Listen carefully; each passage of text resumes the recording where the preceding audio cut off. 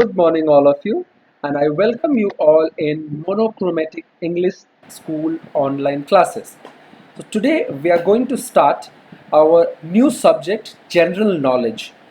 And general knowledge is very important to sharpen your skills and to sharpen your memory as well. Sometimes it gives you to sharpen your life skills as well. तो जैसे कि इस chapter में आपको अपने skills को sharp तो करना ही है और अपने लाइफ स्किल्स को भी शार्प करना है, तेज करना है। ठीक है, तो ये जो वीडियो है ये क्लास 4 का जनरल नॉलेज का किताब है और इस क्लास 4 के किताब के अकॉर्डिंग हम इसको स्टार्ट करते हैं और लेसन नंबर 1 है। So let's start it. जो चैप्टर है being eco friendly. Eco friendly का मतलब क्या होता है? मतलब कि हमें अपने आप को सामाजिक और जैसे कि प्राकृतिक रूप से हमें अच्छे तरीके से रहना है। कैसे? अब मैं उसको एग्जांपल देता हूँ।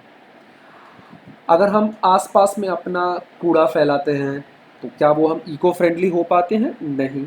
और हमें अपनी कोशिश करनी है कि हमें कम से कम वातावरण को नुकसान करें, एनवायरनमेंट को नुकसान दें और हम अपने आप को अच्छे तरीके से ग्रो भी करें। इसका ये भी मतलब नहीं हुआ कि हम टेक्नोलॉजी का इस्तेमाल ना करें, लेकिन टेक्नोलॉजी का इस्तेमाल इस तरीके से और इस चीज़ से करें ताकि उसका असर आपके वातावरण पे, आपके एनवायरनमेंट पे ना पड़े।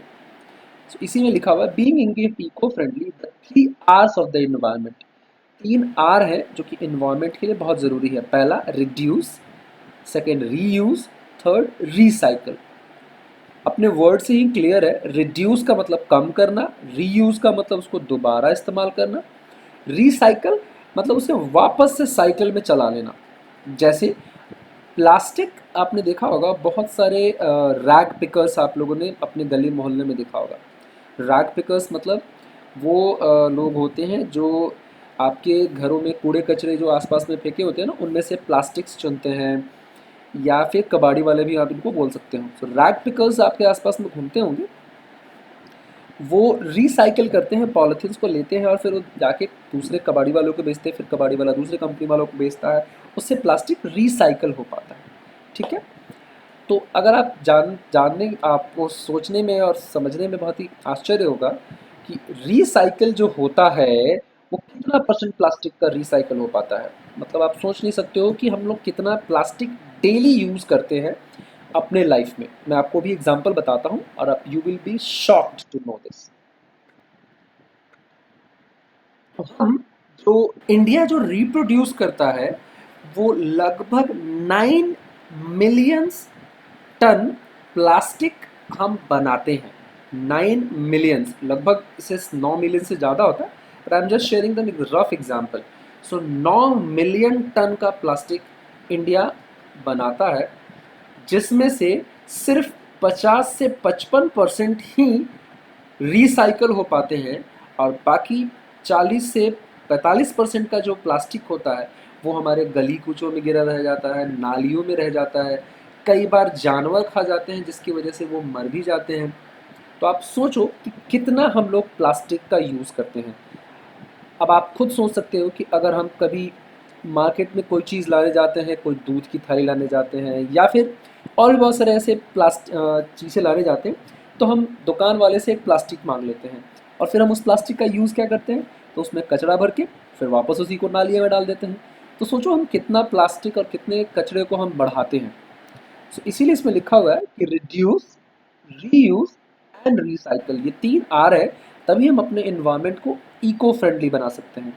सो here you go, eco friendly. So first one, reduce means to use resource in a limited manner to reduce waste. मतलब प्लास्टिक का इस्तेमाल कम से कम करेंगे तभी जाके हम अपने आप को और अपने एनवायरनमेंट को इन प्लास्टिक से बहुत कम कर पाएंगे। कि जो प्लास्टिक होता है वो सड़ता नहीं है, वो मिलियंस ऑफ ईयर्स लगते हैं उसको गलने में। प्लास्टिक से ज़मीन बंजर हो जाती है। Next one is reuse. Reuse means to use things again in again new way instead of throwing them away. तो बहुत सारे ऐसे प्लास्टिक्स होते हैं जो हम अपने घरों में रखते हैं, तो क्या हम ऐसा नहीं कर सकते जो छोटे छोटे प्लास्टिक्स होते हैं जो हम इसको गलियों में फेंक देते हैं उसका भी हम रीयूज कर सकें? उन प्लास्टिकों से भी हम बहुत कुछ बनाया जा सकता है। वो मैं आपको नेक्स्ट वीडियो में बताऊंगा कि वेस्ट आउट ऑफ बेस्ट कैसे बनाते हैं, उसका एक एग्जांपल मैं आपको दूंगा। Recycle is a process to create new products out of old use materials. जो कि हम नॉर्मली क्या करते हैं, हम प्लास्टिक को फेंक देते हैं, फिर वो जो रैग पिकर्स होते हैं वो रिसाइकिल करते हैं। रैदर देन डूइंग देम, उनके करने से बेहतर है कि हम उस प्लास्टिक्स को अपने घरों में रखें, और जो आते हैं हमारे आस पड़ोस में जो कूड़ा उठाने वाला, उनको हम अलग से एक पॉलिथीन में अलग से बांध के उनको दे दें कि ये प्लास्टिक से, सो दैट उनको आसानी होगी उस गंदगी से हटाने में, अगर हम साफ़ सुथरा करके उन्हें देंगे तो ये क्या प्रैक्टिस करने को दिया है, ये हम सीखते हैं। So do you practice these 3 hours? क्या आपने इस 3 आवर को प्रैक्टिस किया? Give yourself as one for each habit. अगर आपने इसमें से कोई भी एक हैबिट है तो एक देंगे that you have, and zero that the for the ones that you don't have, और ज़ीरो उसके लिए देना है जिसके लिए आपको है ही नहीं habit. Check your score on the basis of the score list given at the bottom.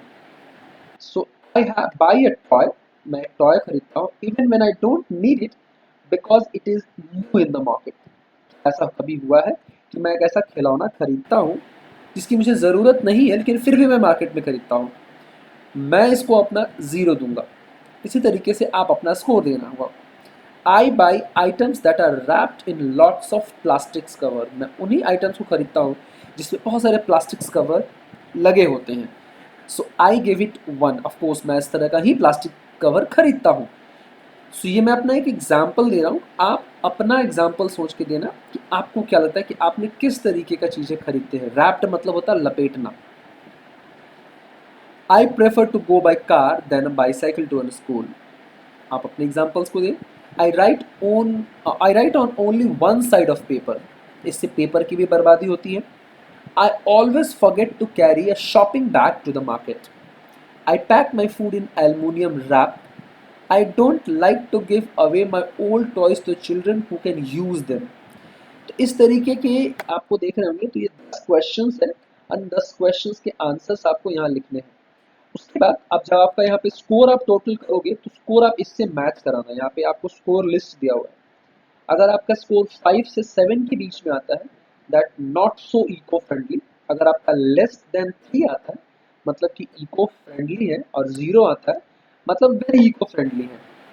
सो मैं आशा करता हूँ कि आप लोग अपना आंसर अपने नोटबुक में लिख के आप हमें व्हाट्सएप करेंगे, और मैं आपसे चाहूँगा कि ये बिल्कुल आप व्हाट्सएप करें ताकि हम चेक कर सकें। और अपना आंसर ईमानदारी से देना। कोई भी चीज़ है क्योंकि अगर आप झूठ बोल रहे हैं तो वो आप अपने आप से झूठ बोल रहे होंगे। ठीक है, टिल देन मैं आपको नेक्स्ट क्लास में एक बेस्ट आउट ऑफ वेस्ट के बारे में बनाऊंगा, और उसमें कैसे बनाते हैं वो हम प्रैक्टिस भी करेंगे। Alright, thank you so much for watching this video and have a nice day.